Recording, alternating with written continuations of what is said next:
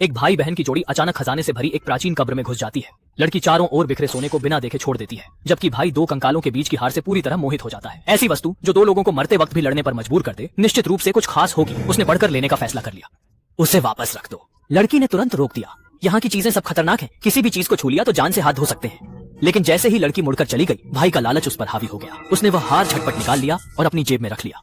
जब उसने देखा कि कंकालों का कोई प्रतिक्रिया नहीं हो रही है, लड़के ने राहत की सांस ली और मुड़कर चल पड़ा। लेकिन वह नहीं जानता था कि जैसे ही वह चला गया, दो कंकालों की खाली आंखों ने उसकी पीठ पर ध्यान केंद्रित कर रखा था। बाहर निकलने का रास्ता ढूंढने के लिए भाई बहन ने पूरे 3 दिन और आधा समय कब्र के अंदर बिताया, लेकिन फिर भी वे गोल चक्कर खाकर वहीं वापस आ गए। तभी लड़के ने ठंडक का एहसास किया। उसने हार वापस करने की कोशिश की, लेकिन देखा कि दोनों कंकाल पहले ही गायब हो चुके थे। इसी समय बाहर से उसकी बहन की चीत्कार सुनाई दी। कुछ सोचने का समय नहीं था। उसने तुरंत जमीन पर पड़ी बड़ी तलवार उठा ली और कब्र से निकलने की कोशिश की, लेकिन बाहर का दृश्य उसे हैरान कर गया।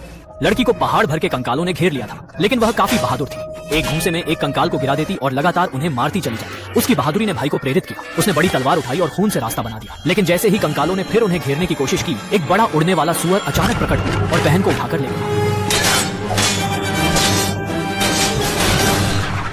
लड़का कंकालों के मुकाबले अकेला रह गया। उसने हार वापस कर दिया। इस प्रकार लड़का कुछ समय के लिए सुरक्षित हो गया। तुम इंसान हो,